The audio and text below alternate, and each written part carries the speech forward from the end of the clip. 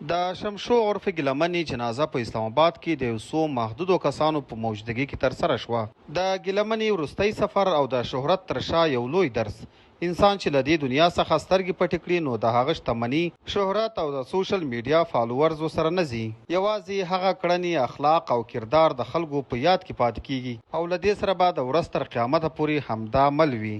نو له همدې امله د څو لایکس او فالوورزو لپاره هیڅکله خپل عزت، شخصیت او ارزښتونه مه قرباني کوئ، ځکه په حقیقت کې دا کامیابي نه ده چې په ټولنیزو رسنیو کې څومره مشهوره یو. رښتینې بریا دا ده چې د خلکو په زړونو کې څومره درناوی لرو او د مرګ څخه وروسته مو په دې دنیا کې څومره ښې خاطرې پرېښې دي.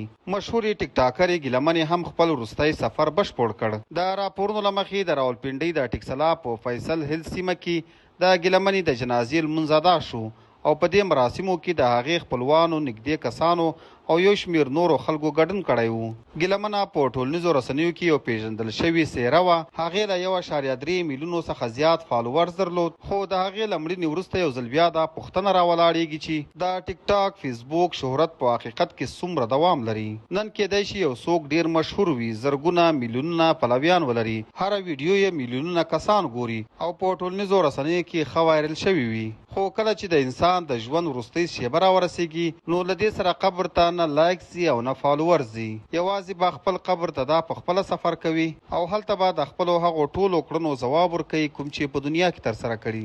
ځینې وخت انسان د یو څو لایکس او فالوورز لپاره داسې کار وکړي چې بیا وروسته ټول عمر پښیمانه وي چې دا څه بد مې کړي. خو باید هیر نه کړو چې هره خپره شوې ویډیو او هره خبره د خلکو په یاد پاتې کیدای شي. نو مخکې له دې چې یو څه خپروو باید له ځان څخه وپوښتو چې آیا دا کار زموږ د عزت او شخصیت لپاره برابر دی. همداسې د ګیلمنې په اړه هم ویل کیږي چې حتی د دې د جنازې د ادا کولو لپاره د هغې سیمې ملا هم تیار نه و چې د ګیلمنې جنازه یې کړې وي.